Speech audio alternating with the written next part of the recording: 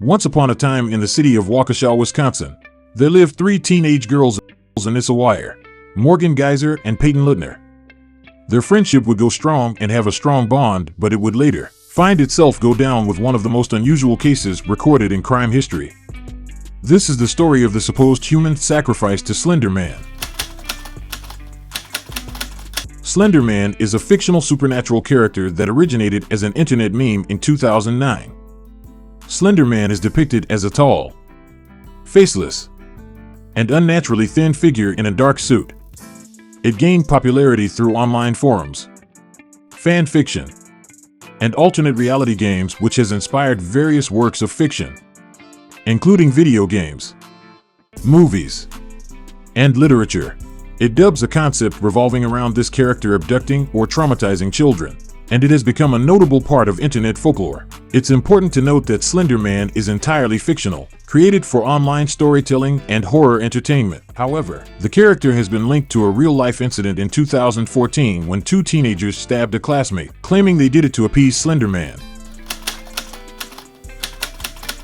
The three teens, Anissa, Morgan, and Peyton, all went deep into the woods unknown to Peyton that she had been selected by her friends to be a human sacrificial offering to the fictional character Slender Man. Both Anissa and Morgan planned on taking Peyton into the woods. Peyton casually agreed as they were all friends and the suspicious location didn't stir up any doubts in her heads.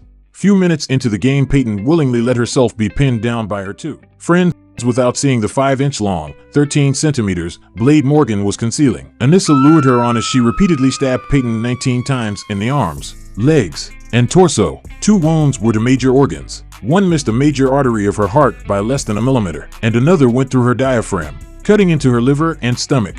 They both claimed they had no ill intentions towards their friend and still had no remorse for their actions until they were caught. Wire and Geyser told Littner to lie down while they would find help, but they did not get any upon leaving. After a total recorded stabbing of 19 times, Peyton, drenched in her own blood, chose to live and not to let this current situation be her end as she dragged herself to a nearby road where she was found by a cyclist. The cyclist called 911 when he saw her. Around 5 hours later, Wire and Geyser were apprehended near Interstate 94 at Steinhaffel's furniture store. After walking 4.9 miles, the knife used in the stabbing was in a bag they carried. Their goal was to meet Slender Man at his mansion, called Slender Mansion, in the Nicolet National Forest, roughly a 200-mile hike from their location. During later interviews, Geyser was described as feeling no empathy while Wire was described as feeling guilty for stabbing the victim, but both felt that the attack was needed to appease Slender Man. Peyton left the hospital 7 days after the attack. She returned to school in September 2014. She wears her scars proudly and believes they are a part of her and would fade away eventually. But these scars testify to that moment of betrayal, but also mark her incredible strength to survive. Anissa Wire, Morgan Geyser, and Peyton Littner all began attending Horning Middle School in fall 2013. Wire and Geyser were socially isolated and found a lifeline in Littner. Around this time, a friend introduced Wire to Creepypasta, a horror fan site where users created fake encyclopedia entries and other testimonials about fictional monsters and supernatural beings as if they were real. One of those was Slender Man, a tall, faceless entity initially created for a Photoshop contest. The character's lore expanded through more posts on the site, eventually including his pattern of abducting children. Wire began to believe Slender Man actually existed, and Geyser additionally became obsessed with the character. She even believed she had private, telepathic conversations with him. Wire told investigators that Geyser proposed the idea of killing Littner to become proxies of Slender Man in late December 2013 or early January of the following year. Geyser said Wire was the architect of the plan. She made it seem necessary, and I figured that if it was necessary, then I would. She explained. In any case, the preteens kept their plot a secret and didn't act on it for months. On May 30th, 2014, the girls gathered to celebrate Geyser's 12th birthday.